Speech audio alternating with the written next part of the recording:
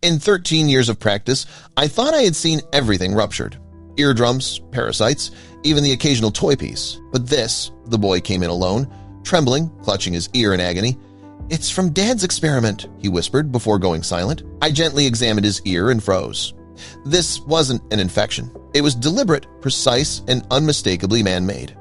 My heart pounded as I stepped back. Why would anyone put that inside a child? Before we start, smash the like button and make sure to subscribe if you haven't, and hit that notification bell so that you won't miss any new stories. I pulled a stool close and kept my voice even. "I'm Dr. Riley," I said. "I'm here to help. What's your name?" He kept his hand on his ear.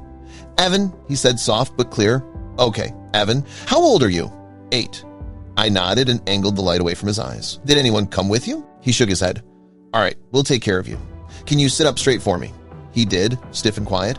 I signaled to the hall window and waved Nurse Jade in. She slipped inside and I closed the door behind her. "Let's get vitals," I said. Jade wrapped the cuff and took his blood pressure, then clipped the pulse oximeter to his finger. "Temperature is 99.2, she said. "Pulse 120, oxygen 98. I opened the chart on the tablet. "Evan, rate your pain from 0 to 10. He winced. 9. I logged the number and added the time. I put on gloves and rolled the lamp closer. "Sit still, Evan. Look at the spot on the wall," I said. He straightened, jaw tight. I pulled his ear gently back and brought the otoscope into view. The canal looked irritated, red, and swollen. Then the light caught something. A small, hard glint sat deeper than wax. It didn't move. I kept the scope steady and adjusted the angle. The shine held. Jade leaned in, watching my hands. I slid back so fast the stool bumped the wall. "Oh my God," I said louder than I meant. Evan flinched. Jade froze. "Doctor," she asked. I kept my eyes on the ear. "We need backup," I said. I stepped to the cart, turned the key, and locked the top drawers. Jade hit the call button on the wall. "I'm here," she said, staying by. Evan's shoulder. I reset the light and took one careful breath. I picked up the desk phone and dialed the operator. "Page entered to room 4, I said. "Stat page goes out now," the operator replied. I called the front desk next. "Carla, I need help locating a guardian for a minor named Evan," I said. "He arrived alone." Carla typed fast. "I see a partial file, no parent listed. I'll check intake and the waiting area. Thanks. Send them straight back if you find anyone," I said. I set out a small bottle and a sterile cotton wick. "Evan, I'm going to numb your ear," I said. "It may sting for a second," he nodded. I tilted his head and let a few drops fall into the canal. The liquid soaked in around the object. I slid the wick in place to hold the medicine. "Timer for 10 minutes, I told Jade. She set her watch. I kept the canal dry with gauze and stayed close by. While the drops worked, I pulled a clipboard closer. "Evan, do you know how to reach your dad?" I asked. He hesitated, then took the pen. His handwriting was careful. He wrote a name and a number. "Mark," he said, tapping the paper. "That's my dad." I read back the digits to confirm. He nodded.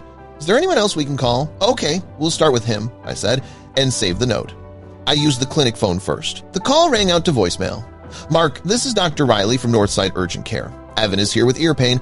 Please call me back right away," I said, leaving the callback number. I tried again. Voicemail. I sent a text from the secure line. "This is Dr. Riley. Evan is safe with us. Please contact the clinic as soon as possible." I kept the phone nearby and turned the ringer up. I printed consent forms and handed them to Jade. Put these on a clipboard for the parent when they arrive. On the chart, I flagged the visit as sensitive and added a note for Dr. Patel, then called security. "This is Dr. Riley in room 4. Minor patient, unknown guardian, unusual foreign body. Please stand by." "Copy," Officer Laya replied. I soon heard her footsteps outside. I grabbed the phone. "Radiology, Miguel. Quick, X-ray for a kid with ear pain." "Bring him now," he said. Jade placed a blanket over Evan and locked his wheelchair. "Keep your head straight, okay?" I said. He nodded. We rolled down one floor to radiology. Miguel waved us in and guided Evan onto the table, positioning his head. Lateral, first 1, 2, hold. The machine hummed. Miguel adjusted for a second shot. He clipped the films up and pointed. There. A small, dense shape with flat edges appeared near the canal. "Not a bead," he said. "Edges like that don't belong here," I added. I snapped a photo for the chart. "Thanks, Miguel." Back upstairs, I paged Dr. Patel again. Jade prepared a sterile tray. I adjusted the microscope and checked the suction. Tools were laid out. Evan stayed calm, watching us work. I called social work. "Unattended minor, 8 years old, severe ear pain, no guardian, need emergency evaluation." "Got it," Tina said, stable. "Yes," I confirmed. Jade closed the blinds. I nodded. "Let's place an intravenous line." She prepped and inserted the line smoothly. "Good job," she said to Evan. Suddenly, a man stormed through triage. "Where's my son?" Security stepped in. "I'm Mark. My kid is here. I'm taking him home. Door stays closed until cleared, Diaz said. I opened the door slightly. Mark, I'm Dr. Riley. Evan's in pain and needs care. He tried to enter, but Diaz blocked him. I want him discharged, Mark insisted. That can't happen right now, I said. State law allows treatment in emergencies. You'll update me? Yes, I said. M. Green from administration arrived. We're aligned with policy. Treatment continues. She looked at Mark. You may not disrupt care. I handed him the consent form. We plan light anesthesia to work safely. He stared at Evan through the glass. Is he going to be okay? We're acting to prevent damage, I said. He signed. I countersigned and prepped the medications.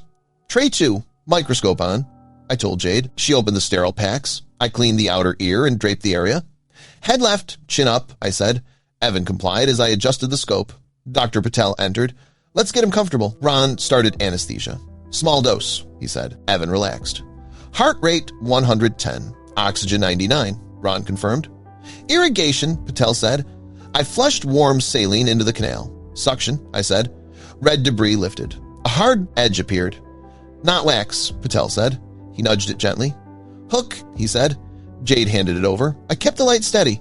Suction off, Patel said. He slid the hook along the wall and tested a small gap there. Hold this angle.